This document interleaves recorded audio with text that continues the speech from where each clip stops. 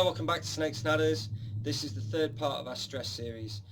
We're concerned about social stress, its impact on animals and the things that we need to be careful of. We discussed the other day bearded dragons, how we're going to have two animals that we're buying at the same time. We're going to fast forward 3 months, we end up with one that's 3 times the size, body weight, strength of the other animal. The smaller animal's living in a permanent state of stress because it's been introduced to a competitive environment that was not necessary and not needed, and more usually a human want or need, desire, and to give them a partner because they're going to get lonely and they need to have somebody in with them, which is total shit. The problem that you've got is that when you've got animals together, it's the law of the jungle, somebody's got to win, somebody's got to be the gaffer, and if you put them in a competitive environment, the dominant animal is always going to ensure that it gets the lion's share of the food. Couple with that, the lower food intake when competing with the other one, and also the fact that I'm now running a fast metabolism because I'm stressed, because your metabolism does increase, we've then got another problem. We've got an animal that now needs to eat 3, 4, 5 times as much food to be able to keep up with its cage mate. And there are shops up and down the country that are still doing this, stacking bearded dragons 20 and 30 to a viv, biting each other's tails and toes off, selling them at discounted rates, pretty much giving away normal bearded dragons now. And people think it's normal or commonplace to have 2 or 3 of them in a viv, which is ridiculous.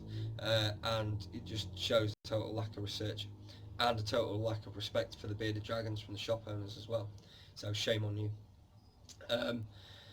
Also, we've got to consider the breeding stress and the amount of pressure it puts an animal under when you've got adult animals together.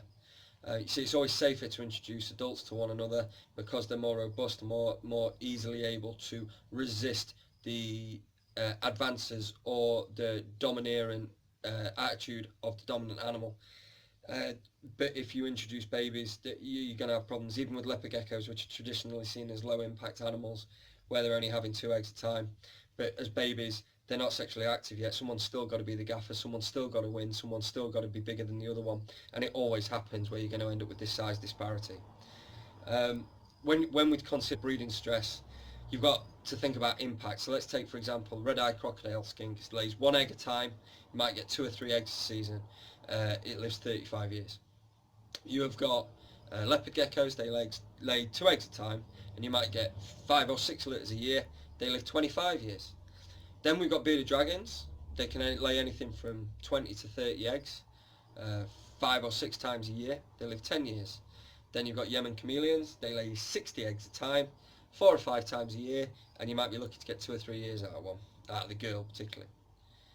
So you can see how the commitment to the egg yield from the female directly affects longevity. You've only got to draw those dots to connect it up. So, such as bearded dragons, which are the most prevalently kept reptile, certainly lizard in the UK, people still keep them together, and they put those females through that unnecessary pressure, risk, problem. It's absolutely ridiculous. Leopard geckos can be kept in pairs. The impact, because it's 2 eggs at a time, is not huge. You can have a harem of females to a male as long as the tank is big enough with adequate hides, seclusion points, all the rest of it, egg laying sites. But even then you might end up with a dominant female and there's no guarantee that it's going to work. When asked if animals are communal or whether they are single, we will always try and single singly. Even animals seen as low impact, such as leopard geckos, if pushed, the answer is they are happy by themselves. It's a human desire to think that they're going to get lonely and they're going to need a partner for the rest of their life, but it's simply not true. They don't need it. Bearded dragons, definitely not, because of the huge health impact. And in Yemen chameleons, it's even worse, because the male is literally 5 times the body weight and like 3 times the length of a female. I mean, if you saw a big boy next to a girl on the Yemen chameleons, you'd be like, Jesus Christ, it's dangerous. You can't permanently house them together. That female will get paggered left, right and centre. She should be dead from stress long before she has a chance to kill herself laying too many eggs. So they need to be periodically introduced, and they need to be monitored and then removed in a timely fashion. And then you need to provide the egg laying sites and make sure that they've got somewhere viable to lay. Otherwise you produce another environmental stress, as discussed the other day, and they're not going to want to lay and they retain them, and then that's a trip to the vets in and of itself. Also, we've got diseases and viruses to consider, and even if you were to keep animals together in a social situation, you would need to quarantine them for a certain amount of months first to ensure that they're not going to pass anything on to one another. Whether that be the Adenos virus in bearded dragons or Cryptosporidium, which is rife in leopard gecko collections. And people are knowingly selling infected animals, and it's causing all sorts of problems. When it comes to snakes, you can elicit cannibalism. It's not animals that are traditionally even known for it, but you can elicit some real cannibalistic tendencies, and it's basically because the animal still smells of the prey that it's been constricting, and a hungry animal will go for another one. Snakes don't really display distress in the disparity in size, but the risk is presented with the cannibalistic tendencies, and it's something that needs to be watched. And you would never feed two snakes in the same tank at the same time. It's a definite no, 100%, because it will almost certainly lead to fights, and you retrieving one snake from another snake's gob.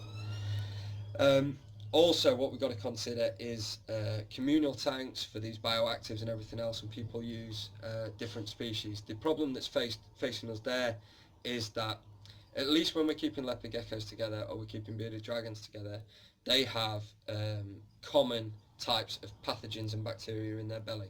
These are called commensal, and commensal bacteria and pathogens don't really pose a huge issue because they have got natural markers within their gut and their immune system to defend themselves against outbreaks or incursions from these threats. When people decide to set up community tanks and they're picking an animal from Asia, an animal from Africa, an animal from Europe, banging them all there into a melting pot of pathogens and disease, the animals don't have the markers to defend themselves from each other's threats. Therefore, you almost immediately get immunosuppression and failure, and invariably it leads to death. So if you are going to do community tanks, you really need to think about where they're coming from, because there are no commensal diseases and pathogens shared between the Asians and the Africans and the Europeans and the Americans.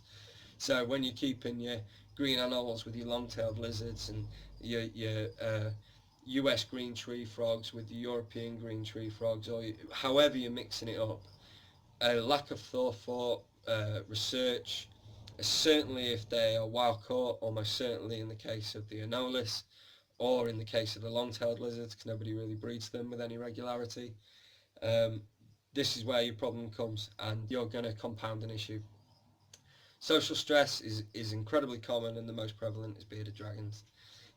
We really need to re-educate the general public when it comes to the selling and breeding of bearded dragons. A good rule of thumb, if in doubt, is just to buy one. Always just buy one. There's serious issues with social stress, and bearded dragon owners go mental about it. I see it on all the pages, yet so many people still do it, and it's lack of education, ignorance, not being bothered, doing the reading, won't be told. Oh, my Billy, my Dave, they love one another, they sit and cuddle, blah blah blah. And 50 people could say, you're a muppet. Do some reading. For God's sake, do some reading. Look at all these pictures of maimed and knackered beardies, and they say, oh, but that never happened to me. My Dave loves our Billy.